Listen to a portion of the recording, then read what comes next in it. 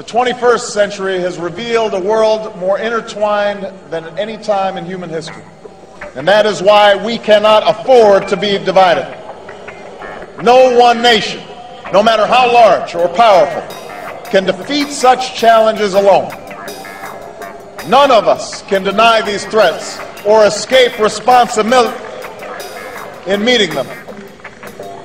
Yes, there have been differences between America and Europe. No doubt there will be differences in the future. But the burdens of global citizenship continue to bind us together. In this new century, Americans and Europeans alike will be required to do more, not less. Partnership and cooperation among nations is not a choice. It is the only way, the one way. I think most Americans would prefer to be sovereign and free than to be a vassal state of international bankers. La gouvernance mondiale, c'est un mot un peu barbare, la gouvernance. Ça veut dire quoi? Ça veut dire la façon dont on organise le monde. The U.S., I think, does face problems of effective governability. It is extremely important that we, in this new ownership of global governance, have, particularly on both sides of the Atlantic. Will you tell the American people to whom you lent $2.2 trillion of their dollars? Will you tell us who got that money and what the terms are of those agreements? We explain each of our programs. In terms of the terms, we explain the terms exactly. We explain what the collateral requirements are. We explain what. To whom did you explain that? It's on our website. Yeah. Okay. So all that information is available in our commercial paper program. And who got the money? Hundreds and hundreds of banks. Any bank that has access to the U.S. Federal Reserve's discount. You tell us who they are. No. The Fed secretly loaned out the following: $8 trillion to the European Central Bank, $1.76 trillion to Citigroup, $1.36 trillion to Morgan Stanley, $1.28 trillion to Merrill Lynch, $919 billion to the Bank of England, $850 billion to Bear Stearns, $845 billion to Bank of America, $466 billion to the Swiss National Bank, $433 billion to Goldman Sachs, $387 billion to the Bank of Japan, and even $73 billion to Denmark's National Bank. You've got a whole host of players, all of whom may have a completely different solution, right?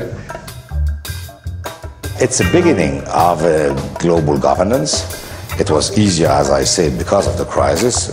Globalization is no more only a topic for lectures and conferences. That's a reality. This hasn't even begun to unfold in terms of the tragedy of the economy here in the U.S. There are some notions that represent transcendental truths that are true over time.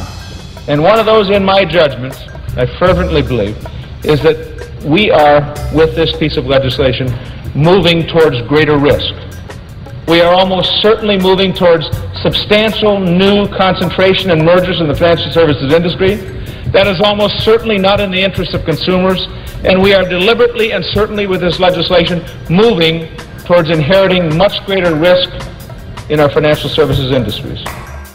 I think we will, in 10 years' time, look back and say we should not have done that because we forgot the lessons of the past. Before the Glass-Steagall Act was repealed, it had been breached. There was already a total merger, practically, of commercial and investment banking. And really the main thing that the Glass-Steagall Act did was to give us some power to regulate it when the repeal. Only about a third of all the money loaned today is loaned into traditional banking channels, and that was well underway before that legislation was signed. The argument on derivatives was that these things are expensive and sophisticated, and only a handful of investors will buy them. And they don't need any extra protection and any extra transparency. The money they're putting up guarantees them transparency. And the flaw in that argument was that, first of all, sometimes people with a lot of money make stupid decisions and make it without transparency. And secondly, the most important flaw was, even if less than 1% of the total investment community is involved in derivatives exchanges, so much money was involved that if they went bad, they could affect 100% of the investments, and indeed 100% of the citizens in countries, not investors. What they are doing is saving the day, not saving the system. Now, if you notice this map, this is from The Economist, the number scrolling across the top, adding up, that's the amount of public debt. This is debt that is being transferred from the banks to the population. Notice all the nations in red? Those are the ones with the most debt, the most public debt. Notice, however, also that those are the financial services economies, America, the UK, France, these countries, Japan. Just pumping up and bailing out another bank is not the solution. We need to let the banks fail. This would be the time, because you really need to bring the creation of a new world order. There's some very disturbing news out of Washington, D.C. tonight. The President has signed an executive order setting up a council of governors.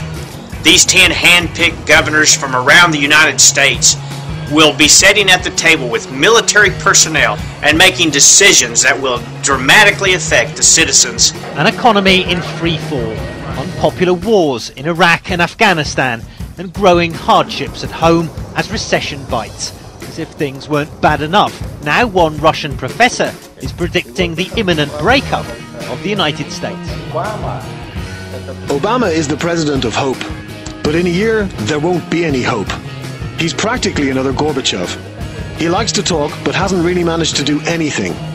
Gorbachev had at least been a secretary of a regional Communist Party administration, whereas Obama was just a social worker. His mentality is totally different. He's a nice person and talks nicely, but he's not a leader and will take America to a crash. It is the only way, the one way.